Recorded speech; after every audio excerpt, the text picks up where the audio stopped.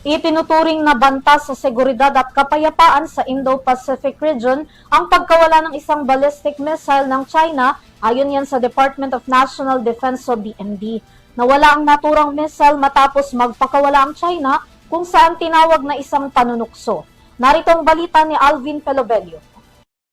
Ikinabahala ng Department of National Defense ang pagpapakawala ng China ng ballistic missile bilang pakikiisa sa pagkondena ng international community.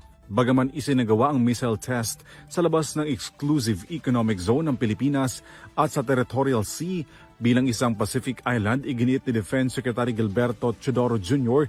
na kinakailangang magpahayag ng pagkondena sa mas lumalawak na international protest dahil sa kaakibat na banta nito sa kapayapaan at stabilidad sa Indo-Pacific region. Ayon pa sa pahayag ng DND, ang pagpapakawala ng missile mula sa Beijing sa South Pacific ay pagpapakita ng kawalan ng responsibilidad sa military power na pinagwawalang bahala ang mga maliliit na bansa at kanilang ecosystem na kapakipakinabang sa mga tao. Isa rin umano itong panunukso laban sa mga tumatanggi sa ilegal na pagpapalawak at mapuwersang aksyon ng China.